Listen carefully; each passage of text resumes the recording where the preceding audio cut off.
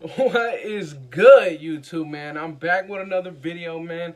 I think this is day 4. I mean, I'm not really keeping track no more. The goal is to just keep going, right? But real quick, man, I really appreciate all of the support on this last video that I just dropped, man. I really appreciate that. I think that video is closing in on 700 views, and we're closing in on 400 subscribers. I believe the last time I checked, we're only 6 subs away from 400, bro. That is, I cannot thank y'all enough for that. And then yet again, this is gonna be every video, bro. Every video, just look down in that description and check out Icy Nate's Instagram channel. And always check out Docs, man. I know y'all all came from him, but check him out if you did come from me or from whatever reason, right? If you're just checking me out today, like, comment, and subscribe. But today another decently quiet day in the Raider Nation field, but a couple things happened, right? A couple things did happen. So for starters, we're bringing in Willie Snead on a visit over there in Las Vegas. We're bringing him to our facility for a visit. We all gotta see how it goes. Now, real quick, with Willie Snead, right? He was kind of a guy like Aguilar in the sense where he's never eclipsed 1,000 yards. His first year in the NFL, he had 985, so he was really close. But he's never got over that hump. He's never got over that 1,000-yard year. And last year he had, I think, 432 yards, which is not bad. But he is another pretty athletic guy. I don't know what we're trying to build here. If we're really trying to match that track team that they got over there in Kansas City, man, I think that this would complete it. But I don't really know why we would want to mirror that. I mean, we're a completely different offense in my eyes. But Willie Snead, so let's talk about it, right? So we re-signed Zay Jones. We picked up John Brown for $3.75 million. We have Henry Ruggs. We have Brian Edwards. We have the slot machine Hunter Renfro. And like we said, we have Zay Jones. Keelan Doss and Marcel Aitman, I believe, are still on the practice squad. I don't really know where he would fit in here. If we're planning on going 5 wide a lot this year, I mean, I guess. But even then, I don't think that. I mean, why would you want to do that with Willie Snead when you still have Darren Waller, when you still have Foster Moreau?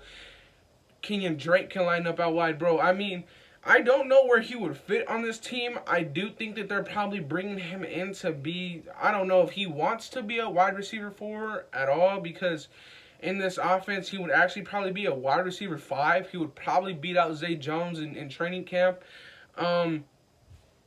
I really don't know what the move is with this. I truly don't. Maybe they're trying to bring in guys with I know, playoff experience, veteran leadership. He's 28 years old. Again, never eclipsed that 1,000-yard receiving year.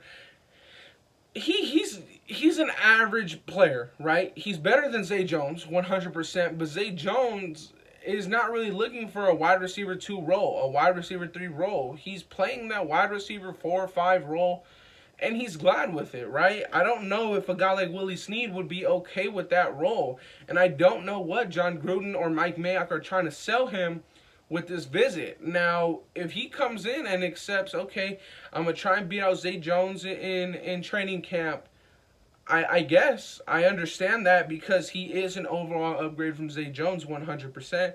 Like I said, only 28. He's not a bad player. He had just under 500 yards last year. Better than a lot of the receivers on our roster last year, like our depth receivers. It's not a bad pickup, right? If it were to happen, obviously it's just a visit. There's nothing set in stone whatsoever. We just seen Jadeveon Clowney go to a visit with the Browns back home. These visits, yes, they're higher likely because you see what you're going to be playing in. You might get excited, all that kind of stuff, and that could lead to a signing. But like we've seen before, these things don't really necessarily mean you're under contract 100% with that team that you did a visit with. Now, do I think that he'll probably leave with a contract? I honestly think it's 50-50, right? I don't know what John Gruden is selling him for him to sign, but I do think that he'll probably end up signing. I really hope that it's nothing more than, I don't know what, I mean, John Brown only got 3.75. So if you're getting Willie Snead for anything close to that, I think that it's kind of dumb. And I honestly don't know where we're planning on getting this money from. Unless this DC extension is really going to happen, let's do it, right? But one guy that I really want to talk about today. Now, he played with the Seattle Seahawks his whole career, I believe. I believe at that time, I think Gus Bradley was able to coach him for 1 year, and that's Jaron Reed. Recently, they could not get a contract done with him. I think he's now an official free agent, or they cut him, released him, something like that. Jaron Reed, in 2018, at the defensive tackle position, had 10.5 sacks. That is nice. That is nice. At 2018, 2 seasons ago, 10.5 sacks. Just last year, he had 6.5. That would have led our team total. I like that. I think that if Jaron Reed, I really like this a lot if we were to go out and get him. I think that if you really want a dominant guy there, dude, Jaron Reed needs to be on this radar. Sorry to the guys that we just picked up, but he's better than Solomon Thomas. He's better than Quentin Jefferson. Bro, you get Jaron Reed. I'm sorry. I really think that, in my opinion. He's a good player. He had 6.5 sacks with a defensive line last year from the Seattle Seahawks that struggled. I like this a lot. I really, really do. Jaron Reed, if we were to get him, he could potentially come in. The reason why his contract talks fell through with the Seahawks is because he wanted a long-term deal. I'm pretty sure long-term in his mind is 3 years or more. So if we can lock him in, he's only 28. You can lock him in on a 3-year deal. Last year is voidable, or last year is expendable in the sense that nothing's guaranteed in the last year. You can cut him. I like that a lot. I really do, because if we could do that, I would love it, man. I think that he could end up replacing Maurice Hurst. If we were to get Jaron Reed, I think you can end up playing out this last year with Maurice Hurst or trying to trade him. You can get something out of Maurice Hurst. You really can. His age, I believe he's only 26 or 25. You can let Maurice Hurst walk, and you have Jaron Reed under contract for 1 or 2 more years. I like that a lot. I do think that next year we're going to be in the market for a defensive tackle, a high-value defensive tackle, because all the guys that we have this year are all on prove-it deals. So, yeah, man, if we can get a guy like Jaron Reed, man, I would love it. At the right price. At the right price, because a guy who's had 10.5 sacks at the defensive tackle position before in his career will be looking to get a good pay. He will. And it's 100%. It's called for. You would want big time player money if you were that kind of guy, right? Now, real quick, I think the Kazee safety from the Falcons just officially did sign with the Cowboys today. He's a safety that's off the market. This is giving me a bit of hope that Malik Hooker is going to be leaving that facility without a contract. Hey, man, I still think that if you get... This is the thing. If you get Malik Hooker, you don't need to go safety in the first. You can go safety in the second, right? You get Malik Hooker, you can go safety in the second and really get your right tackle in the first, right?